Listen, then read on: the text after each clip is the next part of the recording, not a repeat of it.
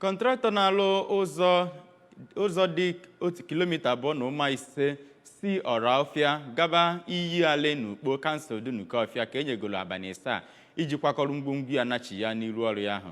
dịka ka ọ na-enye ntụziaka ka o jiri nyocha ya bụ alụ agbakọtara azụ. Kamisa na-ahụ maka ọrụ bụ Engineer Dave Mahij wee jụọ onye ọrụ ngo ahụ ihe kpatara o ji wee gbahapụ ụzọ a ka ọ natasịrị akatamkpo ego si n'aka gọọmenti etiti iji wee kụọ ya isi. Ngozi Obileri ga-akọrọ gị nke a n'isi.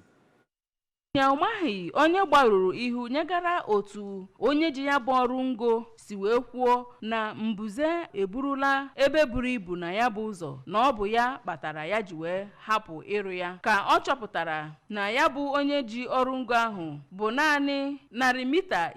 ka ọ rụrụ na ya bụ ụzọ. Kpọkụziri ya bụ onye ji ọrụ ngo ahụ ka ọ lọghachi bidokwa ịrụ ọrụ na ya bụ ụzọ na mkpụrụ ụbọchị 7 ma kọwapụtara kọmishọna na-ahụ maka ọrụ na Anambra steeti otu o si rụ ya bụ ọrụ ka o wee nwee ike nye ya ntụziaka otu ọ ga-esi wee rụchapụ ya. Ọ nọkwara n'oge ahụ wee kọwaa na ndị ọrụ ngo ịbịa nara gọọmenti etiti ego iji bịa rụọ ọrụ ụzọ gọọmenti ma hapụkwa ịrụ ya bụ ọrụ bụ nke ọchịchị nọ ugbu a bụ ọchịchị Bola Ahmed Tinubu agaghị anabata ma ọlị, ma kọwapụta na onye ọrụ ngo ọbụla enyere ego ga-akọwa ihe o ji ego niile ahụ enyere ya wee mee. Injinia Mahi kọwakwara na agaghị na-ahapụzi ọrụ ụzọ nke gọọmenti ala etiti nyere ka arụọ ka ọ nọọ ogologo afọ, kama bido ugbu a gaba na ọ ga na-abụzi naanị afọ 4 ka ụzọ ọbụla enyere ikikere ka arụọ ga na-anọ. N'otu aka ahụkwa gọọmenti ala etiti akpọgo oku ka emegharịa otu esi arụ ụzọ gara Otu Ọcha Nzam Ibaji Kogi bụ nke enyefere ọrụ ngo ya n'afọ 2008. Ya bụ ụzọ bụ nke ọ kọwara na ọ dị kilomita 30 bụ nke